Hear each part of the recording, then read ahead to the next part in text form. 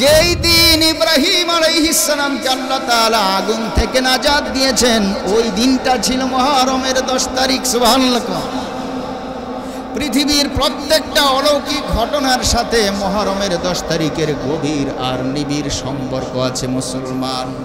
হিজরি সনের মাস মুহররমুল হারাম আমাদের সামনে এসে পড়েছে, আর এই মুহররমুল হারামে আল্লাহ তাআলা অগণিত অলৌকিক ঘটনা পৃথিবীবাসীর জন্য ঘটিয়েছিলেন। সেই জান্নাত জাহান্নাম সৃষ্টি থেকে শুরু করে, আদম আলাইহিস সালাম থেকে সৃষ্টি শুরু করে, নূহ পয়গম্বর, শীষ আলাইহিস সালাম, মূসা আলাইহিস সালাম, প্রত্যেক নবী রাসূলদেরকেই আল্লাহ তাআলা এই মাসে বিশেষ বিশেষ ঘটনা ঘটিয়েছেন এবং ফজিলত দান করেছেন। তার মধ্যে একটা ব্রাঞ্চ, একটা শাখা হলো কারবালার ইতিহাস, একটা শাখা মাত্র। এমন হাজারো ঘটনা আল্লাহ তাআলা এই মাসে ঘটাইছেন, এবং মুহররমের 10 তারিখ যিনি আশুরার দিন, এই আশুরের দিনে আল্লাহ তাআলা এই সবগুলো ঘটনা ঘটিয়েছেন। এর মধ্যে একটা হলো কারবালার ইতিহাস। আরবি সনটাকে যদি আমরা বুঝি, তো প্রথম মাস নিয়ে আলোচনা করতে গেলে আলোচনার দুটি ধারা হবে। একটি ধারা হবে ইতিহাস, আর একটা ধারা হবে শিক্ষা। একটা হলো ইতিহাস, আর একটা শিক্ষা। প্রত্যেকটা মুসলমানদের উচিত প্রত্যেকটা ইতিহাস থেকে কোনো না কোনো শিক্ষা গ্রহণ করা। শুধু ইতিহাস বললাম আর ইতিহাস শুনলেন, শিক্ষা কিছুই গ্রহণ হলো না, তো এমন ইতিহাস বর্ণনার পেছনে কোনো সার্থকতা থাকে না। এজন্য আমরা সংক্ষেপে কিছু ইতিহাস বলবো, তারপরে কিছু শিক্ষার কথা বলবো। তবে এই জুমার দিনে সময় থাকে লিমিটেড, সংক্ষিপ্ত সময় থাকে, এজন্য সব কিছু বলা যায় না। আমরা সংক্ষেপে কিছু কিছু টাচ দিয়ে ইতিহাসের অংশটা আমরা ইনশাল্লাহ শেষ করার চেষ্টা করব, আল্লাহ যদি তৌফিক দান করেন। আমিন বলেন। রব্বুল আলামিন আমাদের জন্য যে কয়টা মাস নির্ধারণ করেছেন, আল্লাহ বলেন ফি কিতাবিল্লাহ, আমার কিতাবের মধ্যে, ইয়াউমা খালাকাস সামাওয়াতি ওয়াল আরদ, যেদিন আমি আকাশ সৃষ্টি করেছি আর জমিন সৃষ্টি করেছি, ওই দিন থেকেই ইন্না ইদ্দাতাশ শুহুরি ইনদাল্লাহ, ইন্না ইদ্দাতাশ শুহুরি ইনদাল্লাহি 12 শাহরা, আমি আল্লাহ তাআলা মাস গণনার জন্য, ইবাদতের নির্দিষ্ট সময়সূচিগুলোকে সেট করার জন্য আমি আল্লাহ তাআলা 12 শাহরা, 12 শাহরা, 12টা মাস আমি আল্লাহ তাআলা নির্ধারণ করেছি। ইন্না ইদ্দাতাশ শুহুর, মাসগুলো যেন গণনা করতে পারো। গণনা করে কি লাভ হবে? রমজান মাস কবে উঠলো চাঁদ, আর কবে উঠলো ঈদের চাঁদ, এগুলো গণনা না করলে বোঝা যাবে না। জিলহজের মাস 9 তারিখ, 9 তারিখ হলো আরাফার দিন। যদি তারিখ গণনা না বুঝি, কবে 9 তারিখ হয়, কবে 10 তারিখ হয়, কবে হজ যায়, আমরা কিছুই বলতে পারবো না। এই জন্য ইদ্দাতাশ শুহুর, মাস গণনার জন্য, ইন্না ইদ্দাতাশ শুহুরি ইনদাল্লাহ, আল্লাহর কাছে এই মাসটার অনেক দাম। মাস গণনার জন্য, গনে গনে ইবাদতের তালিকাগুলো সেট করার জন্য 12 শাহরা, আমি আল্লাহ 12টি মাস আমি নির্ধারণ করেছি। 12 শাহরা মানে 12টি মাস। ফি কিতাবিল্লাহ, আল্লাহর কিতাবের মধ্যে নির্ধারিত, আল্লাহর ইলমে নির্ধারিত মাস সংখ্যা হলো 12টা। কয়টা মাস? 12টা। এর মধ্যে প্রথম মাসের নাম হলো মুহররমুল হারাম। প্রথম মাসের নাম হলো মুহররম মাস। কি মাস? মুহররম, সফর, রবিউল আউয়াল, রবিউস সানি, জমাদাল উলা, জমাদাস সানি, রজব, শাবান, রমজান। তারপরে হলো রমজানের পরে কি? শাওয়াল। শাওয়ালের পরে জিলকদ, তারপরে জিলহজ। জিলহজ হলো 12 নম্বর মাস। এর মানে বছরের সর্বশেষ মাসের নাম হলো জিলহজ। আর বছরের শুরুর মাসের নাম হলো মুহররমুল হারাম। আল্লাহ বলেন এই 12টি মাস, ইসনা আশার শাহর, 12টি মাস আমি আল্লাহ তোমাদেরকে দান করেছি। এই মাসগুলো ইংরেজি মাস নয়, এই মাসগুলো হলো হিজরতের মাস। কিসের মাস? হিজরি মাস। রহমাতুল্লিল আলামিন মক্কা নগরী ছেড়ে কাফের মুশরিক বেদিন বেঈমানদের অত্যাচারের কারণে আল্লাহর হুকুম নিয়া যেদিন মক্কা থেকে বের হয়ে মদিনাতুল মুনাব্বারায় সাহাবীদেরকে, ঈমানদার সাহাবীদেরকে নিয়ে হিজরত করেছিলেন, ওই দিন থেকে গণনা শুরু হয়ে গেল হিজরি সন, হিজরি মাস। এই মাসটা অবশ্যই ওই দিন থেকে গণে নাই, গণেছে হযরত ওমর ফারুক রাদিয়াল্লাহু তাআলা আনহুর জামানা থেকে। ওমর ফারুক ছিলেন ইসলামের দ্বিতীয় খলিফা। ইসলামের দ্বিতীয় খলিফা যেদিন নবীজি হিজরত করেছেন ওই দিন থেকে হিজরি মাসের তারিখটা ক্যালেন্ডারভুক্ত করলেন, গণনা শুরু করে দিলেন। এটা হলো হিজরি মাস। সুবহানাল্লাহ। ওমর ফারুক রাদিয়াল্লাহু তাআলা আনহু চালু করেছেন। মুসলমান ভাইরা আমার, রব্বুল আলামিন প্রিয় নবীর মতে এত আদর্শ চরিত্রবান পৃথিবীর মধ্যে আল্লাহ তাআলা আর কাউকে বানান নাই। অথচ আল্লাহর এই বান্দাকেও মক্কার মানুষেরা ঠিকমতো শান্তিতে থাকতে দিল না। কারণ কি? নবীজির চরিত্র বিন্দুমাত্র খারাপ ছিল না। জোরে কোন ঠিক কিনা? আল্লাহ নিজে সার্টিফিকেট দিয়েছে। আল্লাহ রাব্বুল আলামিন বলেন, এই জমিনের মধ্যে আপনার মতো সৎ চরিত্রবান আমি আল্লাহ তাআলা কাউকে বানাই নাই। জোরে কোন সুবহানাল্লাহ। আল্লাহ নিজে সার্টিফিকেট দিয়েছে। খলাকালাকুম, আমি আল্লাহ তাআলা তোমাকে সৃষ্টি করেছি রহমাতুল লিল আলামিন করে। তোমাকে খোলকে আজিম দিয়ে আমি আল্লাহ তাআলা সৃষ্টি করেছি। এত সচ্চরিত্রবান লোকটাকেও কাফের মুশরিকরা মক্কার জমিনে থাকতে দিল না। রহমাতুল লিল আলামিন অন্তর বড়া দুঃখ নিয়ে সাহাবীদের চোখ বড়া পানি নিয়ে মক্কার জমিন ছেড়ে হিজরত করে মদিনায় চলে গেলেন। সেই ইতিহাসকে স্মরণ রাখার জন্য আল্লাহ তাআলার বান্দা রাসূলুল্লাহ সাল্লাল্লাহু আলাইহি ওয়াসাল্লামের সাহাবী ওমর ফারুক রাদিয়াল্লাহু তাআলা আনহু হিজরি সনের প্রত্যাবর্তন করেছে। জোরে কোন সুবহানাল্লাহ। একটি বছর ঘুরে এলো মাহে মুহররম, হিজরি নববর্ষে তোমায় জানাই স্বাগতম। একটি বছর ঘুরে এলো মাহে মুহররম, হিজরি নববর্ষ তোমায় জানাই স্বাগতম। প্রিয় নবীর হিজরত স্মরণ রাখিতে মুহররমের গণনা মানুষ জানতে। প্রিয় নবীর হিজরত স্মরণ রাখিতে মুহররমের গণনা সেদিন হতে চালু করলেন সবার তরে, চালু করলেন সবার তরে ফারুকে আজম। হিজরি নববর্ষ তোমায় জানাই স্বাগতম, হিজরি নববর্ষ তোমায় জানাই স্বাগতম। বলেন আল্লাহু আকবার। এই হলো হিজরির মাস। হিজরতকে স্মরণ করার জন্য, স্মরণ রাখার জন্য ওমরে ফারুক রাদিয়াল্লাহু তাআলা আনহু হিজরি মাসের প্রত্যাবর্তন করলেন। ও মুসলমান, দিনের নবী সাল্লাল্লাহু আলাইহি ওয়াসাল্লাম হিজরত করে মক্কা থেকে মদিনায় যান। মদিনায় যাওয়ার পর মদিনার ইহুদিদেরকে লক্ষ্য করে দেখলেন, ইহুদিরা মুহররমুল হারামের 10 তারিখ তারা রোজা পালন করে, রোজা মানে উপাস থাকে। রহমাতুল লিল আলামিন ডাক দিয়ে বলেন, তোমরা এই দিনে কেন উপাস থাকো? কেন তোমরা সারাদিন কোনো খানা পিনা গ্রহণ করো না? ইহুদিরা বলল, জানো না আমাদের নবী মুসা আলাইহিস সালাতু ওয়াস সালাম এই দিন রোজা পালন করতেন। কেন রোজা পালন করতেন? ফেরাউন যখন তার দলবল নিয়ে মুসা আলাইহিস সালামকে দেশ ত্যাগ করতে বাধ্য করেছিল, মুসা পয়গম্বর হিজরত করে দেশ ত্যাগ করেছিলেন।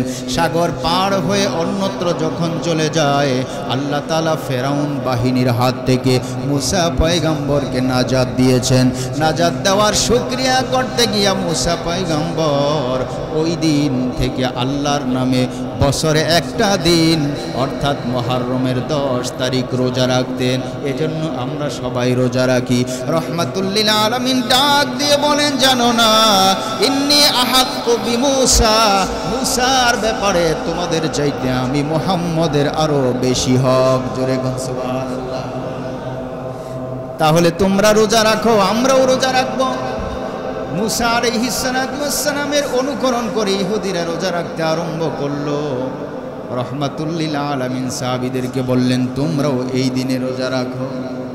রোজা রাখা হলো এই বছর। পরের বছর কয়েকজন সাহাবী বাহিরের কিছু মানুষদের কাছে বলা বলি শুনতে পাইল, মুহাম্মদ দেখো আমাদের দলে আছে, আমাদের দলে। নাউজুবিল্লাহ। ইহুদিরা কয় মুহাম্মদ আমাদের দলে। কেমনে? মুহাম্মদ যদি আমাদের দলে না হবে, আমরা মুহররমের 10 তারিখ রোজা রাখি, মুহাম্মদেও তো মুহররমের 10 তারিখ রোজা রাখে। নবী আমার সাহাবীদেরকে বললেন, ও আমার সাহাবীরা, আগামী বছর যদি আমি বেঁচে থাকি, আগামী বছর থেকে আমরা একটা রোজা রাখবো না, আমরা 2টি রোজা পালন করবো। কোন সুবহানাল্লাহ। হয়তো 10 তারিখের আগের দিন রাখবো, না হলে 10 তারিখের পরের দিন রাখবো, সাথে একটা রাখবো। 9 মুহররম আর 10 মুহররম 2টি রোজা, অথবা 10 মুহররম আর 11 মুহররম, এই 2টি রোজা আমরা 2টি রোজা পালন করব। এজন্য আমাদের সামনে এই দিনগুলোর সামনে আছে, আমরা ইচ্ছে করলে রোজা রেখে অনেক সওয়াব লাভ করতে পারি। রহমাতুল লিল আলামিন ডাক দিয়ে বলেন, যে ব্যক্তি মুহররমের একটা রোজা রাখবে, আল্লাহ তাআলার কাছে আমি আশা করি, আহতাসিবু আলাল্লাহ আইয়ুকাফিরাস সানাতাল্লাতী ক্বাবলাহু ওয়াস সানাতাল্লাতী বাদা, আল্লাহ তাআলা 1 বছর আগের এবং 1 বছর পরের সগীরা গুনাহগুলো মাফ করে দেয়। এজন্য মাহে মুহররমের রোজাগুলো আমাদের রাখার খুব দরকার। আল্লাহ তাআলা যেন আমাদেরকে তৌফিক দান করেন, বলেন আমিন। এ মুসলমান ভাই, হযরতে আদম আলাইহিস সালামকে রব্বুল আলামিন মুহররমের 10 তারিখে নিজের হাতে তৈরি করেছিলেন। আল্লাহ তাআলা জান্নাতের মধ্যে প্রবেশ করাইছিলেন মুহররমের 10 তারিখ। আদম আলাইহিস সালামকে জান্নাত থেকে আবার দুনিয়াতে নামাইলেন মুহররমের 10 তারিখ। 350 বছর কান্নাকাটি করার পরে আল্লাহ তাআলা তার সব ভুল ত্রুটি মাফ করে দিয়া তাকে আবার সুন্দর জীবন যাপন করতে মিলিত করে দিলেন মুহররমের 10 তারিখ। রহমাতুল লিল আলামিন বলেন, আদি পিতা আদম আলাইহিস সালাম জান্নাত থেকে দুনিয়াতে নামার পর আল্লাহ বলেন, ইহবিতু মিনহা জামিআ, তোমরা সবাই দুনিয়াতে নেমে যাও। আদম আলাইহিস সালামকে শ্রীলঙ্কায় পাঠানো হলো। আমার মা হাওয়া আলাইহিস সালামকে আল্লাহ তাআলা জান্নাতে নিক্ষেপ করলেন। দুজনে 2 দেশে আছে, কেউ কারো খবর জানে না। একজন আরেকজনের জন্য শুধু আল্লাহর কাছে কান্দে আর বলে, রব্বানা যালামনা আনফুসানা ওয়া ইল্লাম তাগফির লানা ওয়া তারহামনা লানাকুনান্না মিনাল খাসিরিন। এইভাবে কাদার পরে কান্না চলল। 300-350 বছর যাওয়ার পর আল্লাহ তাআলা ফেরেশতা জিবরাইলকে পাঠাইলেন, যাও জিবরাইল যাও, আমার বন্ধু মুহাম্মদকে গিয়ে বলো যেন সে, আমার বন্ধু আদমকে বলো সে যেন গিয়ে হজ করে। আদমের কাছে জিবরাইল পৌঁছে যায়। আদম পয়গম্বর জিবরাইলকে বললেন, ভাই জিবরাইল, আমি তো দুনিয়াতে আর কোনোদিন আসি নাই, আমি তো হজ কেমনে করতে হয় আমি তো জানি না। বললেন, আমার সাথে চলুন, আপনাকে মক্কায় যেতে হবে। মক্কায় আল্লাহর ঘরটা দেখায় দেওয়ার পর আদম আলাইহিস সালাম 7 বার তাওয়াফ করলেন। মনটা বড় খারাপ। আমার আল্লাহ ফেরেশতা জিবরাইলকে বলছে, ও জিবরাইল, আমার বন্ধুর মন এখনো কেন খারাপ? তো আল্লাহ, আমি তো জানি না। জিজ্ঞেস করলেন, আপনার মনটা কেন খারাপ?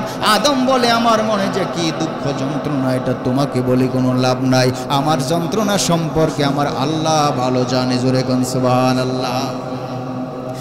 আদম আলাইহিস সালামকে জিবরাইল ফেরেশতা ডাক দিয়ে বলে, হে আদম পয়গম্বর, আপনাকে আল্লাহ কষ্ট দেওয়ার জন্য বানায় নাই। আমি এমন একটা জায়গা চিনি যেই জায়গার মধ্যে গিয়ে আপনি যদি আল্লাহর কাছে দোয়া করেন, আপনার সব দোয়া বিনা পর্দায় আরশে আজিমে যায়। সুবহানাল্লাহ। জিব্রাইল, ওই জায়গাটা আমারে নিয়ে যাও। জিব্রাইল বললেন, হুজুর চলেন। কাবা ঘর থেকে দক্ষিণ পূর্ব কর্নারের দিকে 14 কিলোমিটার যাওয়ার পরে একটা বিশাল বড় ময়দান, সেই ময়দানের নাম হলো আরাফাতের ময়দান। আরাফাতের ময়দানের দক্ষিণ পূর্ব কর্নারের মধ্যে একটা ছোট পাহাড় আছে, যে পাহাড়টা প্রায় 300 হাত উঁচু। ওই পাহাড়ের নাম হলো জাবালে রহমত। বললেন, আদম, জাবালে রহমত নামক এই পাহাড়ে দোয়া করলে আপনার দোয়া কবুল, কারণ এই পাহাড়টার নাম দেওয়া হয়েছে রহমতের পাহাড়। আদম আলাইহিস সালাম পাহাড়ে উঠলেন, দোয়া করলেন। দোয়ার শেষে যখন তিনি হাত মুছে সামনের দিকে তাকাইলেন, শূন্য ময়দানের মধ্যে একজন মহিলাকে লক্ষ্য করে দেখা গেল। আদম পয়গম্বর পাহাড় থেকে নামলেন, মহিলার কাছাকাছি আসলেন, এসে দেখলেন এটা আর কেউ নয়, তার জান্নাতের সাথী আমাদের মা হাওয়া আলাইহিস সালাম। যেই জায়গায় দেখা হয়ে গেল ওই জায়গাটার নাম হলো আরাফার ময়দান। আরাফা মানেই হলো পরিচিতি, পরিচয়, পরস্পর সাক্ষাৎ। এ মুসলমান, এই ঘটনা যেদিন আল্লাহ তাআলা ঘটিয়েছিলেন, ওই দিনটা ছিল মুহররমের 10 তারিখ। আল্লাহ তাআলা হযরত নূহ আলাইহিস সালামের সময়কার ঘটনা। 950 বছর তিনি দ্বীনের দাওয়াত দেওয়ার পরে লোকেরা ইসলাম গ্রহণ করল না। সবে মাত্র 80 জন মুসলমান হয়েছিল। 950 বছর 80 জন মাত্র মুসলমান। আল্লাহ রাব্বুল আলামিনের কাছে দোয়া করলেন, রব্বুল আলামিন লা তাজার আলাল আরদি মিনাল কাফিরিনা দাইয়ারা। আল্লাহ, ভবিষ্যৎ প্রজন্ম আমি বুঝতে পেরেছি কেউ আর মুসলমান হবে না। লা তাজার আলাল আরদি মিনাল কাফিরিনা দাইয়ারা। এমন কাফের সম্প্রদায় দিয়া দুনিয়া ভরায়া কোনো লাভ নাই। আল্লাহ মেহেরবানি করে তুমি তাদেরকে ধ্বংস করে দাও। সুবহানাল্লাহ। কারণ আল্লাহ নিজেই জানাইছে, হে নূহ, তুমি 950 বছর ধরে দাওয়াত দিতেছ, এখন সামনে যতই দাওয়াত দিবা লাভ হবে না, সব কাফের মুশরিকই থাকবে। তো আল্লাহ তাআলার নবী নূহ বলতেছেন, যদি কাফের মুশরিক দিয়ে এই দুনিয়া ভরে তাতে তো তোমার কোনো লাভ নাই, আর আমারও কোনো ফায়দা নাই। আল্লাহ, এমন সম্প্রদায় থেকে দুনিয়াকে নিষ্কৃতি দাও, এমন সম্প্রদায়ের দরকার নেই। আসলে এটা বদদোয়া ছিল না, এটা সুদোয়া ছিল, সুদোয়া। কারণ কাফের দিয়ে দুনিয়া ভরে তো লাভ নাই, আল্লাহ নিজেই জানাই দিয়েছে। আল্লাহর কাছে দোয়া করলেন, রব্বুল আলামিন তার দোয়া কবুল করলেন। আল্লাহ রব্বুল আলামিন মহাপ্লাবন সৃষ্টি করে দিয়েছেন। গোটা দুনিয়াটা আল্লাহ তাআলা 6 মাস পানির নিচে রেখে দিয়েছিলেন। ফ্লাড ইন ওয়ার্ল্ড ওয়ার্ল্ড, সারা পৃথিবীর জন্য বন্যা। আমরা তো বাংলাদেশে বন্যা হয়, সিলেটে বন্যা হয়, আঞ্চলিকভাবে বন্যা হয়, কিন্তু গোটা পৃথিবী পানির নিচে ছিল 40 দিন। লম্বা ইতিহাস, মুসলমান ওই দিকে না যাই। রব্বুল আলামিন 6 মাস যাওয়ার পর নূহ পয়গম্বর আর এই 80 জন সহ তার সেই কিস্তি, সার সেই নৌকা যদি নামক পাহাড়ের মধ্যে আটকে যায়। আস্তে আস্তে পানি কমতে কমতে কমতে কমতে পাহাড় আস্তে আস্তে পানির উপরে উঠল। সেই পাহাড়ে গিয়ে নৌকা লেগে গেল, নূহ পয়গম্বরের নৌকা। সেই নূহ পয়গম্বর 80 জন থেকে আবার গোটা দুনিয়াটা পরিচালিত হলো। 80 জন থেকে আবার গোটা দুনিয়ার মানুষ সৃষ্টি হলো। আদমের পরে মানব জাতিকে এইভাবে করে একবার ধ্বংস হয়েছিল, শুধুমাত্র নূহ পয়গম্বরের উম্মতগুলো বেঁচে ছিল। এই জন্য নূহ পয়গম্বরকে আদমে সানি বা দ্বিতীয় আদম বলা হয়। জোরে বলেন সুবহানাল্লাহ। হযরত নূহ আলাইহিস সালামকে যেদিন আল্লাহ তাআলা ফানাজা নূহ মিনাত তুফান ফি ইয়াউমি আশুরা, আশুরার দিন আল্লাহ তাআলা নূহ পয়গম্বরকে বন্যা থেকে নিষ্কৃতি দিয়েছিলেন। মুসা পয়গম্বরকে আল্লাহ রাব্বুল আলামিন ফেরাউনের হাত থেকে নিষ্কৃতি দিয়েছিলেন এই আশুরার 10 তারিখ। শুধু তাই নয়, ইব্রাহিম আলাইহিস সালাতু ওয়াস সালামকে ফেরাউন নমরুদ আগুনের মধ্যে নিক্ষেপ করেছিল, অগ্নিকুণ্ডে নিক্ষেপ করেছিল। যেদিন আগুনের মধ্যে ফেলেছিল ওই দিন থেকে রব্বুল আলামিন আদেশ জারি করে দিয়েছে, আগুন কুনি বারদাও ওয়া সালামান আলা ইব্রাহিম, আমার ইব্রাহিমের জন্য তুমি আরামদায়ক ঠান্ডা হয়ে যাও, আরামদায়ক ঠান্ডা হয়ে যাও। ইব্রাহিম আগুনের মধ্যে বসে আছেন 40 দিন, মতান্তরে 7 দিন বসে থাকার পর ইব্রাহিম আলাইহিস সালাম আগুন থেকে বের হয়ে নিজে নিজে হেঁটে হেঁটে চলে যাচ্ছে। জোরে বলেন সুবহানাল্লাহ। এর মধ্যে একটা অংশ হলো কারবালার ইতিহাস, একটা অংশ হলো কারবালার ইতিহাস। কিন্তু আমরা মুসলমান মনে করি শুধুমাত্র মুহররমের 10 তারিখে কারবালার ইতিহাস ছাড়া আর কিচ্ছু নাই, এমন মনে করি। শুধু এমন মনে করলে হবে না। অলৌকিক বড় বড় নিদর্শন, বড় বড় ঘটনাগুলো মুহররমের 10 তারিখেই আল্লাহ তাআলা সংগঠিত করেছিলেন। জান্নাত তৈরি করেছেন রব্বুল আলামিন মুহররমের 10 তারিখ। জানলাম কেমনে? আল্লাহ রাব্বুল আলামিন আমার পঠিত তেলাওয়াতকৃত আয়াতের মধ্যে রব্বুল আলামিন বলেন, ইন্না ইদ্দাতাশ শুহুরি ইনদাল্লাহি 12 শাহরা ফি কিতাবিল্লাহ। আল্লাহর কিতাবের মধ্যে আছে, আল্লাহর কিতাবে আছে বলেই কোরআনে কোট করা হয়েছে, আর কোরআনে কোট করা হয়েছে বলেই আমরা নবীর উম্মত জানতে পেরেছি। জোরে কোন ঠিক কিনা? যেই কোরআনের মধ্যে আল্লাহ রাব্বুল আলামিন এই কথাগুলো দিয়েছেন, মুফাসসিরিনে কেরাম একটা একটা করে তাফসীর করেছেন। মুসলমান ভাইরা আমার, বলেছিলাম মুহররমের 10 তারিখে রব্বুল আলামিন যেই সকল অলৌকিক ঘটনাগুলো সংগঠিত করেছেন, এর মধ্যে একটা অংশ হলো কারবালার ইতিহাস। কারবালার ইতিহাস যে কত করুণ ইতিহাস, করুণ কান্নার ইতিহাস। মুসলমান ধৈর্য ধারণ করে থাকলে বোঝা যায় যে ওই দিন কি ঘটনাগুলো ঘটেছে। রহমাতুল্লিল আলামিন সাল্লাল্লাহু আলাইহি ওয়াসাল্লাম জীবনের শেষ লগ্নে একটা বোতল, একটা শিশি আমাদের মা উম্মে সালমা রাদিয়াল্লাহু তাআলা আনহার হাতের মধ্যে দিলেন। উম্মে সালমা নবীজি সাল্লাল্লাহু আলাইহি সাল্লামের প্রিয়তমা স্ত্রী উম্মে সালমা, আমাদের সকলের মা, আমাদের সকলের। উম্মে সালমার হাতে বোতলটা দেওয়ার পর জিজ্ঞেস করলেন, ইয়া রাসূলুল্লাহ, এই বোতলের মধ্যে কি আছে? নবী আমার ডাক দিয়ে বলেন, উম্মে সালমা, এই বোতলের মধ্যে ওই কারবালার ময়দানের কিছু মাটি আছে। কারবালার ময়দানের মাটি আমার হাতে কেন দিলেন গো? নবী আমার ডাক দিয়ে বলেন, উম্মে সালমা, আমার ইন্তেকালের পর, 4 খলিফার ইন্তেকালের পর, আমার 4 খলিফার ইন্তেকালের পর বড় বড় যোদ্ধারা থাকবে না, আমির হামজা থাকবে না, আমির হামজা থাকবে না, অন্যান্য যোদ্ধারা থাকবে না। আমার অনেক সাহাবীরা দুনিয়ার জমিন থেকে ইন্তেকাল করবে, বিদায় নেবে। এমনকি আলী থাকবে না, ওমর থাকবে না, ওসমান থাকবে না, আবু বকর থাকবে না। দুনিয়াতে আমার বড় বড় সাহাবীরা বিদায় নেওয়ার পরে আমার নাতি হুসাইন আর হাসান 2 ভাই থাকবেন। এ উম্মে সালমা, আমার নাতি হাসানকে মদিনাতুল মুনাওয়ারায় বিষ প্রয়োগ করে হত্যা করবে ইহুদিরা। বিষ প্রয়োগ করে হত্যা করার পরে আমার ছোট নাতি হোসাইনকে কুফাতে নিয়ে ধোকার মাধ্যমে কারবালার মধ্যে পানিবন্দি করে দেবে। পানিবন্দি করিয়া তাকে হত্যা করবে, তাকে শহীদ করে ফেলবে। এ উম্মে সালমা, ওই দিন যদি তুমি দেখতে পারো বোতলের মাটিগুলো রক্ত হয়ে গেছে, বোতলের মাটিগুলো যেদিন খুনে পরিণত হবে, রক্তে পরিণত হবে, ওই দিন তুমি বুঝে নিবা কারবালার ময়দানে আমার নাতি হুসাইন শহীদ হয়ে গেছে। উম্মে সালমা ডাক দিয়ে বলে, ইয়া রাসূলুল্লাহ, ইয়া হাবিবাল্লাহ, হে নবী, আপনি কেন আমার হাতে এই বোতলটা দিলেন গো নবী? এই বোতলটা দিতে আমি বুঝতে পেরেছি ওই দিন বুঝি আমার ভাই হোসাইনের সাথী আমি হব। হ্যাঁ উম্মে সালমা, ওই দিন তুমি থাকবা আর জয়নব, দুজন থাকবে।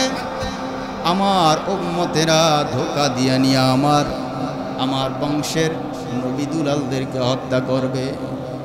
রহমাতুল্লিল আলামিন বিদায় নেওয়ার পরে 4 খলিফা দুনিয়া থেকে বিদায় নিলেন। বিদায় নেওয়ার পর হাসান হোসাইন 2 ভাই এখন আছে। এর মধ্যে বড়জনের নাম হলো হাসান। বড়জনের নাম কি? হযরতে হাসানকে রহমাতুল লিল আলামিন বলে গিয়েছেন মদিনায় তাকে বিষ প্রয়োগ করে হত্যা করা হবে। আব্দুল্লাহ ইবনে সাবা, যার কারণে কারবালার ইতিহাস সংগঠিত হয়েছে, নাম তার আব্দুল্লাহ ইবনে সাবা। সে হলো শিয়া সম্প্রদায়ের। প্রথমে ছিল সে ইহুদি, তারপরে মুসলমান হয়েছে, মানুষের কাছে প্রচার করছে আমি মুসলমান। আসলে সে ইহুদি ধর্ম থেকে এখনো ফিরে যায় নাই, সে ষড়যন্ত্র করেছিল। আব্দুল্লাহ ইবনে সাবার মাধ্যমে, লম্বা ইতিহাস, আব্দুল্লাহ ইবনে সাবার মাধ্যমে হাসান রাদিয়াল্লাহু তাআলা আনহুকে বিষ পান করানো হয়েছে, বিষ পান করানো হয়েছে। বিষ যখন কলিজার মধ্যে ঢুকে যায়, বিষের যন্ত্রণায় হাসান ছটফট করতেছে। হাসান আর তার সন্তান কাশেমকে ডাক দিয়ে বলছেন, কাশেম রে, তাড়াতাড়ি আয়, কাশেম তাড়াতাড়ি আয়, তোমার চাচা হোসাইনকে ডেকে নিয়ে আসো, তোমার চাচা হোসাইনকে ডেকে নিয়ে আসো, কারণ আমাকে এজিদের তরফ থেকে বিষ পান করানো হয়েছে, এজিদের তরফ থেকে বিষ। মনে হয় আমি আর বেশিক্ষণ দুনিয়াতে বাঁচব না। হযরতে হাসান যখন তার সন্তানকে পাঠিয়ে দিলেন হোসাইনকে নিয়ে আসার জন্য, ছোট ভাই হোসাইন দৌড়ে আসলো। গিয়ে কাশেম দেখতেছে হোসাইন নানার রওজার পাশে, দিনের নবীর রওজার পাশে গিয়ে দাঁড়ায় দাঁড়ায় দোয়া পড়তেছে আর বলছে, চাচা গো, আমার বাবাকে কে যেন বিষ পান করাইছে, মেহেরবানি করে আপনি আসুন, আমার বাবা আপনাকে দেখার জন্য ছটফট করতেছে। দৌড়াইয়া হোসাইন বড় ভাই হাসানের কাছে যায়। হাসান তার গলার মধ্যে জড়ায় ধরল আর বলতেছে, চিরবিদায় দাও হে আমায়, ও ভাই হোসেন রে, ডাকিতেছে নানাজি আর মায়। ও ভাই রে, এমন দারুণ বিষ রে খাওয়াইল আমারে, বিষের চোটে প্রাণ আমার যেতেছে বাহিরে, ভাই হোসেন রে, ডাকিতেছে নানাজি আর মায়। ও ভাই রে, নানাজির কথা ভাই রে না হবে লঙ্ঘন, আমার হইতে হবে ভাই রে এই জহরে মরণ। ও হোসেন রে, ডাকিতেছে নানাজি আর মায়। ও ভাই রে, শহীদ হইবা তুমি ওই কারবালার ময়দানে, ওই দিন নবীর বংশের কেউ রবে না জয়নাল আবদিন বিনে, ভাই হোসেন রে, ডাকিতেছে নানা হাজি আর মা। ও ভাই রে, শেষ সালাম দিয়া বাইরে বিদায় নিয়া যায়, এই সালামের জবাব যেন আমি কাল হাসরের দিন পাই, ভাই হোসেন রে, ডাকিতেছে নানাজি আর মায়। এ মুসলমান, এইভাবে করে কান্না করতে করতে ছোট ভাই হোসেনের গলার মধ্যেই হাসান রাদিয়াল্লাহু তাআলা আনহু বড় ভাইয়ের প্রাণ বায়ু বের হয়ে যায়। ইন্না লিল্লাহি ওয়া ইন্না ইলাইহি রাজিউন। এইভাবে করে ইন্তেকালের পর তাকে জান্নাতুল বাকিতে গোরস্থানে কবর দেওয়া হয়েছে। জান্নাতুল বাকি হলে রওজা, রওজায়ে আতহারের পূর্ব পাশে 10,000 সাহাবীদেরকে যেই গোরস্থানে কবর দেওয়া হয়েছে, মদিনাতুল মুনাওয়ারায় জান্নাতুল বাকির মধ্যে হাসানকে কবর দেওয়া হয়েছে। হাসানকে ওই জায়গায় কবর দেওয়া হয়েছে যেখানে তার মা ফাতেমা রাদিয়াল্লাহু তাআলা আনহাকে কবর দেওয়া হয়েছে। মুসলমান ভাই, আজও কেউ যদি পাক পবিত্র হৃদয় নিয়া গভীর নীরবে নিবৃত্তে যদি তাদের কবরের পাশে আজও ধ্যান করতে যায়, মনে হয় আজও হাসান তার নানার উম্মতি উম্মতি বলে কান্দে। জোরে বলেন সুবহানাল্লাহ। হাসান রাদিয়াল্লাহু তাআলা আনহাকে তার মা একদিন ডাক দিয়ে বলেন, হাসান জানো না তোমার বাবা আলী রাদিয়াল্লাহু তাআলা আনহু যেদিন আমাকে বিয়ে করেছিলেন, বিয়ের জন্য আলাদা একটা মোহর ধার্য করা হয়েছিল। আমি আমার বাবার উম্মতের নাজাতের জন্য মোহরের টাকাগুলো মাফ করে দিয়েছি। বলেন সুবহানাল্লাহ। হাসান ডাক দিয়ে বলেন, মা যেদিন নানার উম্মতগুলো জাহান্নামের মধ্যে যাবে গো মা, হাসরের ময়দানে আমাকে বিষ পান করানোর সেই প্রতিশোধ না নেওয়া ইতিহাস, আর আমার ভাই ছোট ভাই হোসাইনের রক্ত মাখা জামা কাপড়গুলো কারবালার ইতিহাস, সবগুলো নিয়ে আমরা জাহান্নামের দরজার মধ্যে দাঁড়াবো।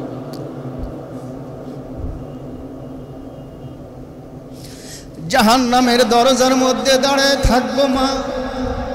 ফেরেশতারা যদি আমার নানার উম্মতদেরকে জাহান্নামের মধ্যে নিতে চায়, আল্লাহর কাছে এগুলির উসিলা দিব আর বলবো, আল্লাহ আমাকে বিষ পান করানো হয়েছিল, দুনিয়াতে প্রতিশোধ নেই নাই। হোসাইনকে কারবালার ময়দানে হত্যা করা হয়েছিল, দুনিয়াতে প্রতিশোধ নেই নাই। শুধুমাত্র নানার উম্মতের নাজাতের জন্য তাদেরকে মাফ করে দিয়েছিলাম। আল্লাহ মেহেরবানি করে তুমি আমার নানার উম্মতগুলোকে মাফ করে দাও। জোরে কোন সুবহানাল্লাহ। নবী আমার ইতিহাস বয়ান করে গিয়েছেন, উম্মত জানো না ওই বিষ পান করানো আর কারবালার ঘটনাকে কেন্দ্র করে আমার কোটি কোটি জাহান্নামী উম্মত জান্নাতে যাওয়ার ব্যবস্থা হয়ে যাবে। বিষ পান করানোর পর হোসাইন হাসানকে ডাক দিয়ে বলছেন, ভাই কে আপনারে বিষ পান করাইছে একটু বলেন, অন্তত তার বুকের পাটা কদ্দুর শক্ত আমি দেখতে চাই। হাসান ডাক দিয়ে বলছে, হোসাইন রে, দুনিয়ার কারো কাছে বিচার চাবি না, কারো কাছে বিচার দিবি না, আমার বিষ পানের অপরাধের হত্যার কোনো দিন বিচার তালাশ করবি না। আমার বিষ পানের বিনিময়ে যদি নবীর নানার উম্মতগুলো জান্নাতের ব্যবস্থা হয়, আমার কোনো দুঃখ থাকবে না। জোরে কোন সুবহানাল্লাহ। মুসলমান ভাইরা আমার, শেষ পর্যন্ত লম্বা ইতিহাস। কুফার গভর্নর হয়ে গেল উবাইদুল্লাহ বিন জিয়াদ, আর দামেস্কের গভর্নর হয়ে গেল এজিদ। এজিদ ক্ষমতায় গ্রহণ করার পরে উবাইদুল্লাহ বিন জিয়াদকে কুফার গভর্নর করা হলো। উবাইদুল্লাহ বিন জিয়াদ ছিল একটা উদ্ধত খারাপ মেজাজের মানুষ। ওইখান থেকে চিঠি পাঠানো আরম্ভ করলো, হে মুসলমানের দল, মদিনাতুল মুনাওয়ারায় নবীর নাতি হোসাইন বসবাস করে। কুফার লোকেরা চিঠি পাঠাইলো, 100 উপরে চিঠি পাঠাইলো, আর বলল, হোসাইন এখন এজিদ আমাদের ক্ষমতা গ্রহণ করার পরে আমরা একটুও শান্তিতে নাই, আর আমরা আপনাকে যোগ্য মনে করি, এজন্য আপনি কুফায় আসুন, আমরা আপনার হাতে বায়াত হই, মুসলমান হই, আমরা আপনার হাতে বায়াত হই, আপনাকে আমরা নেতা হিসেবে মেনে আমরা দুনিয়াতে সুন্দর মধ্যে কোরআনের আইন জারি অনুযায়ী পালন করতে পারবো। এইভাবে করে চিঠির পরে চিঠি পাঠাইলো। আসলে এলাকাটা অনুকূলে নাকি প্রতিকূলে তা বুঝার জন্য মুসলিম ইবনে আকিল নামক বীর যোদ্ধাকে হোসাইন রাদিয়াল্লাহু তাআলা আনহু কুফার মধ্যে পাঠাইলেন। কুফায় পাঠানোর পর তিনি কুফায় পৌঁছার পর বেশ কিছু লোকেরা এসে হযরতে হাসান রাদিয়াল্লাহু তাআলা আনহুর বায়াত গ্রহণ করলে মুসলিম ইবনে আকিলের হাতে। মুসলিম ইবনে আকিল উল্টা পরে চিঠি পাঠাইল, ভাইজান কুফার লোকেরা আপনার নেতৃত্ব মানতে রাজি, আপনি আসতে পারেন। হোসাইন রাদিয়াল্লাহু তাআলা আনহুর কাছে যখন চিঠি পৌঁছে যায়, হোসাইন কুফাতে যাওয়ার জন্য রওনা হয়ে গেল। দীর্ঘ লম্বা ইতিহাস রওনা হয়ে গেল। এদিকে ওবাইদুল্লাহ বিন জিয়াদের নেতৃত্বে হোসাইন রাদিয়াল্লাহু তাআলা আনহুর প্রতিনিধি মুসলিম ইবনে আকিলকে হত্যা করল। যারা তার হাতে বায়াত হয়েছিল, হোসাইনের অনুগত হবে বলেছিল, তাদেরকেও হত্যা করা হলো। কিন্তু হোসাইনের কাছে এই খবর পৌঁছে নাই, যেহেতু চিঠি আগেই পাঠিয়েছে যে ভাই আপনি আসতে পারেন, এলাকা আপনার অনুকূলে। হোসাইন রাদিয়াল্লাহু তাআলা আনহু রওনা হয়ে গেল, কুফার প্রান্তরে চলে যায়। চতুর্দিক থেকে তাকে ঘেরাও করা হলো। এজিদের সৈন্যবাহিনী তাকে ঘেরাও করলো। ঘেরাও করার পর তিনি সবচাইতে উপযুক্ত জায়গার মনে করে কারবালার প্রান্তরের সেই জায়গাটা তিনি বাছাই করলেন। ফুরাত নদীর পাড়ের জায়গাটা তিনি বাছাই করলেন। মাত্র ৭২ জন লোক তার সাথে ছিল, ৭২ জন। এর মধ্যে উম্মে সালমা রাদিয়াল্লাহু তাআলা আনহু ছিল। আমার প্রাণের ভাইয়েরা, মুসলমান ভাইয়েরা, এই হলো করুণ ইতিহাস, মুহররমের 10 তারিখের করুণ ইতিহাস।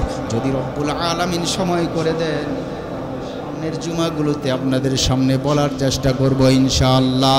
আল্লাহ তাআলা আমাদের সবাইকে মুহররমের 10 তারিখের এই ক্ষুদ্র একটি আমলের কথা বললাম, আরও অনেক আমল আছে, আর সবগুলি আমল নফল, ফরজ কোনো আমল নাই। রোজা রাখবেন নফল, আপনি নামাজ পড়বেন নফল, কোরআন তিলাওয়াত নফল, তাসবিহ তাহলিল করবেন, এগুলো নফল। এর মানে মুহররম মাসে যত নেক ইবাদত বেশি বেশি করা যায়, ততই আল্লাহ পাকের রহমতের আশা করা যায়। কারণ আল্লাহ তাআলার সৃষ্টি জগতের মাখলুকাতের বড় বড় অলৌকিক যত ঘটনা সংঘটিত হয়েছিল, ম্যাক্সিমাম ঘটনা এই মুহররমের 10 তারিখকে কেন্দ্র করেই ছিল। মাহে রমজানের রোজা ফরজ হওয়ার আগে আল্লাহর পক্ষ থেকে মুহররমের 10 তারিখের রোজা ফরজ ছিল। আমার প্রাণের ভাইয়েরা, এই জন্য আমরা মুহররমের মাসকে কদর করি। মুহররমের মাসে আমরা বেশি বেশি ইবাদত করি। আমরা সঠিক তথ্য জেনে আমরা আমল করার চেষ্টা করি। মুহররম মাসের নিষিদ্ধ আমলের মধ্যে সবচাইতে নিষিদ্ধ আমল হলো ওই দিন নাচানাচি করা, লাফালাফি করা, মিছিল বের করা, তাজিয়া মুরসিয়া মিছিল বের করা, নিজের গা কেটে রক্ত বের করা, ঢাকঢোল বাজানো, এগুলি নবী পাক চূড়ান্তভাবে নিষেধ করে গিয়েছেন। এগুলি সাহাবীরাও নিষেধ করেছেন। এই সমস্ত কাজগুলো শিয়াদের কাজ। এটা শিয়া কারা? যারা ধোঁকা দিয়া হোসাইনকে কারবালার ময়দানে নিয়ে গিয়েছিল, তারাই শিয়া, তারাই সাবার দল, তারাই সাবাইয়া, তারাই আব্দুল্লাহ সাবাইয়ার দল। এজন্য তাদের এই অনুকরণে আমরা নাচানাচি করব না, ওই দিন মিছিল বের করব না, কোনো তাজিয়া নাই, মুরসিয়া নাই। হোসাইন রাদিয়াল্লাহু আনহু শহীদ হয়েছে, একদিকে আমাদের হৃদয়ে রক্তক্ষরণ হয়, আরেক দিকে আল্লাহর শুকরিয়া জানাই। কেন জানাই?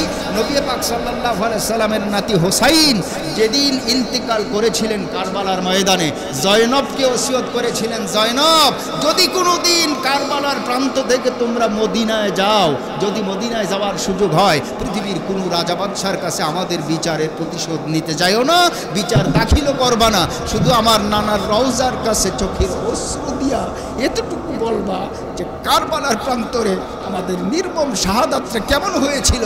হাসরের ময়দানে আমার এই শাহাদাত আর আমার 72 জন কাফেলার এই শাহাদাতকে কেন্দ্র করে আমি আমার নানার কোটি কোটি কাফের, বেদিন, বেঈমান, মুশরিকদের সাথে চলে নিজেদের আমল যারা নষ্ট করেছে, এমন কোটি কোটি উম্মতের নাজাতের ব্যবস্থা করব। জোরে বলেন সুবহানাল্লাহ। একদিন আয়েশা সিদ্দিকা রাদিয়াল্লাহু আনহা, নবীজি সাল্লাল্লাহু আলাইহি সাল্লামের সবচাইতে ছোট স্ত্রী, মানে বয়সে ছোট, উনি একদিন বললেন, ইয়া রাসূলুল্লাহ, আপনার যেদিন 25 বছর ছিল, আপনি ওই দিন 40 বছরের এক বৃদ্ধা নারীকে বিয়ে করেছিলেন, নাম ছিল তার খাদিজা। খাদিজা ইন্তেকাল করেছে। আপনি এখনো মাঝে মাঝে খাদিজার কথা স্মরণ করে কেন চোখের পানি ছাড়েন? এটা তো ছিল আপনার বুড়া স্ত্রী, আমরা তো আপনার জোয়ান স্ত্রী, আপনি ওর কথা মনে করে চোখের পানি ছাড়েন কেন? নবী আমার ডাক দিয়ে বলে, জানো না, খাদিজা যদি দুনিয়াতে না হতো, তার সম্পদ যদি পৃথিবীতে ব্যয় না করতে পারতাম, আমার ইসলাম পৃথিবীর দিক বিদিক ছড়িয়ে পড়ার সুযোগ ছিল না। যদি না হতো খাদিজা, তাহলে খাদিজার থেকে আমার মেয়ে জান্নাতের সর্দার ফাতেমা হতো না, ফাতেমা যদি না হতো হাসান হোসাইন হতো না, হাসান হোসাইন যদি না হতো শহীদে কারবালা হতো না, শহীদে কারবালা যদি না হয় আমার কোটি কোটি উম্মতের নাজাতের ব্যবস্থা হয় না। জোরে বলেন সুবহানাল্লাহ। আমার প্রাণের ভাইরা, এই করুণ ইতিহাসের মধ্য দিয়ে আমাদের নাজাতের জন্য তারা মাগফিরাত কামনা করে গেছে। তারা কেমন ছিলেন আর আমরা কেমন? আল্লাহ তাআলা আমাদের সবাইকে বুঝদান করুন, বলি আমিন।